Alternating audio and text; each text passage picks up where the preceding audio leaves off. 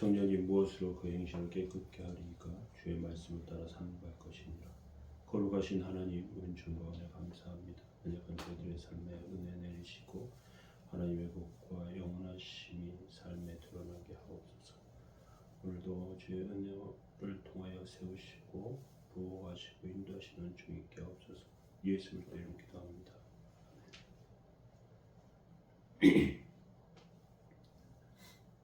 오늘 찬송가 267장 1절 찬송 드리겠습니다.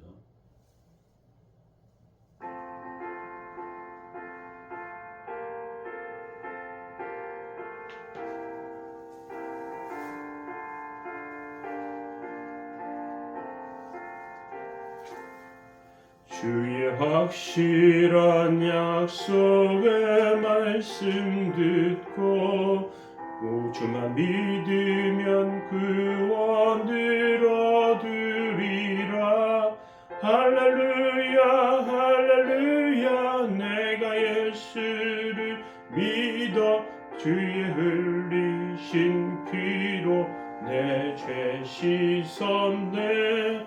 할렐루야 할렐루야. 내가 예수를 믿어 그의 흘리신 피로 내 죄 씻었네.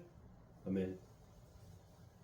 함께 보실 말씀은 시편 119편 140절부터 144절 말씀입니다. 주의 말씀이 심히 순수함으로 주의 종이 이를 사랑하나이다. 내가 미천하여 멸시를 당하나 주의 법도를 잊지 아니하였나이다. 주의 의는 영원한 의요 주의 율법은 진리로소이다. 환난과 우환이 내게 미쳤으나 주의 계명은 나의 즐거움이니이다. 주의 증거들을 영원히 의로우시니 나로 하여금 깨닫게 하사 살게 하소서. 아멘.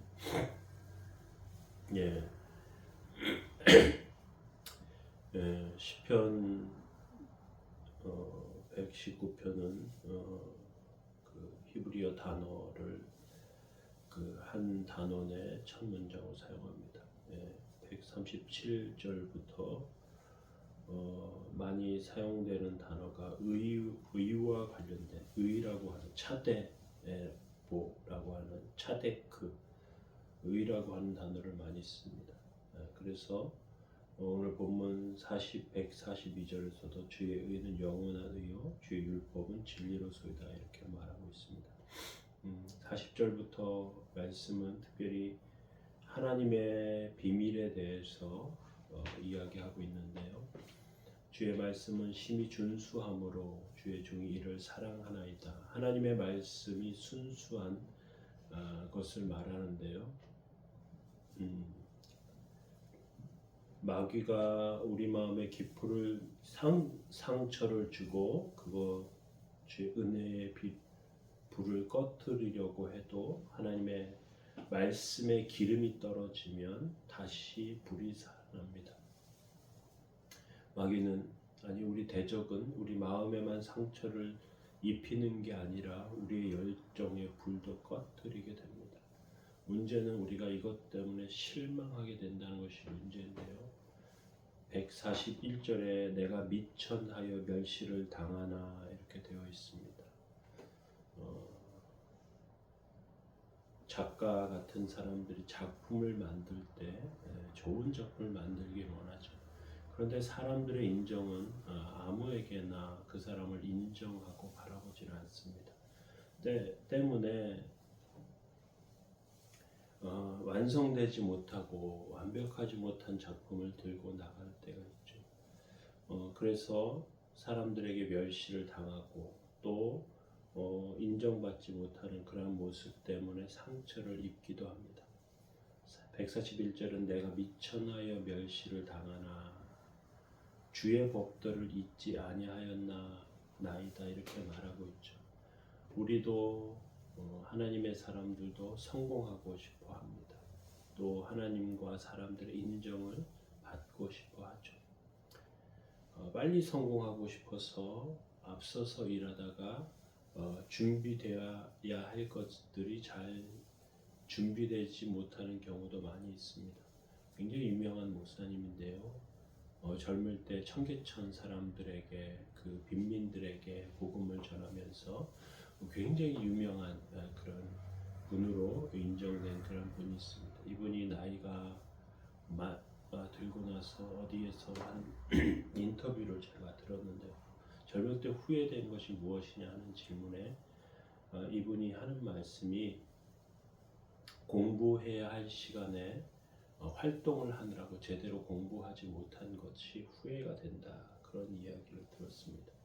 그런데 얼마 전에 제가 이제 그분이 사역하는 곳에서 있던 그 성도님들을 만난 적이 있는데, 이제 그분이 이제 그 은퇴를 하시고 후임으로 오신 분이 계신데, 이분은 이제 말씀을 굉장히 밀도 있고 깊이 있게 전하는데, 전에 그 목사님은 정말 활동을 많이 하시고 사람들에게 인정받는 분이었지만, 그렇지만 그 말씀의 깊이가 좀 달랐다라고 하는 평가를 들은 적이 있습니다.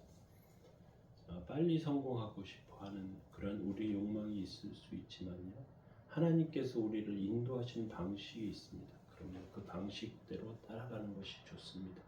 그것을 우리는 은혜라고 부르죠. 우리에게 가장 큰 고민과 갈등은 인간적인 것에서 나올 때가 많습니다. 그리고 세상 사람들의 방식, 또 세상 사람들이 성공하는 것, 안정적인 자리에 올라가는 것, 그런 것들 중요한 상황 가운데 우리가 기억해야 할 것은요, 주의 법도라고 하는 것입니다. 내가 미천하여 멸시를 당하나 주의 법도를 잊지 아니하였나이다, 이렇게 말하죠. 계속해서 142절에 주의 의는 영원한 의요 주의 율법은 진리로소이다, 이렇게 말하고 있습니다. 세상에 영원한 의보다 중요한 것이 무엇이 있겠습니까? 그런데 우리가 하나님 앞에 섰을 때 내 인생이 의롭다고 인정받는 것, 이거 쉽지가 않습니다. 이것보다 어떤 의미에서 더 중요한 것은 없죠. 어떤 의미에서 내가 하나님 앞에 의롭다고 인정받을 수 있는 방법은 세상에는 없고요, 예수님께서 해주신 것이 있는 것입니다. 세상의 성공보다 하나님께서 나를 위해서 하신 일을 기억한다면 우리는 의로운 영원한 의와 율법의 진리를 만족하는 삶으로 하나님 앞에 서게 됩니다. 계속해서 143절에 환난과 우환이 내게 미쳤으나 주의 계명은 나의 즐거움이니이다. 계속해서 삶의 자리와 하나님의 은혜의 자리가 연결해서 나옵니다. 우리가 하나님의 말씀 때문에 환난과 우환을 당하게 되는 경우가 있죠. 아니, 이것은 하나님의 은혜입니다. 하나님의 말씀 때문에 환난과 우환을 당하는 것은 하나님의 은혜예요. 그런데 주님께서는 죄 없으신 분으로 고통을 당하셔서 우리의 그 환난과 우한 가운데서 건져 주십니다. 우리의 죄를 용서하시기 위해서 환난과 우한을 당하셨고요, 치욕을 당하십니다. 죽음으로 하나님께 복종하시죠. 그러면서 하나님의 뜻을 이루셨습니다. 이제 이 143절의 환난과 우한은 우한 때문에 우한이 닥친 그러한 삶의 모습 가운데 우리가 기억하게 되는 것은요, 주의 즐거움, 주의 계명이 주는 즐거움인데, 그것은 결국 무엇이냐면 믿는 자들이 하나님의 말씀과 은혜 때문에 받게 되는 기쁨과 감사함입니다. 주님은 우리의 죄를 씻어주시고요, 우리를 하나님의 작품으로 만드십니다. 세상에 많은 군상들이, 사람들의 군상들이 있지만 어떤 사람은 이렇게, 어떤 사람은 저렇게, 어떤 사람은 성인이 됐으나 미성숙한 모습을 가지기도 하고요, 어떤 사람은 나이가 들었으나 여전히 이기적이고 자신의 욕망으로 채워진 삶의 모습을 보이기도 합니다.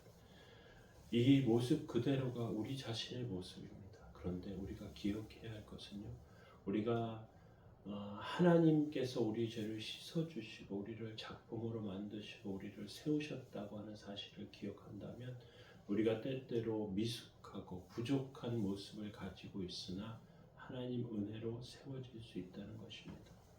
계속해서 마지막에 주의 증거들은 영원히 의로우니 나로 하여금 깨닫게 하사 살게 하소서.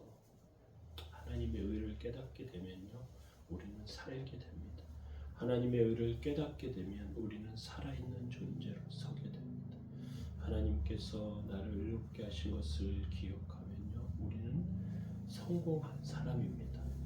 하나님의 의가 우리를 만들었다는 것을 기억한다면 우리는 하나님의 작품이 됩니다. 그러면 우리는 하나님께 감사하면 되죠. 하나님의 말씀을 듣고 끄덕이고 기뻐하면서 서면 됩니다.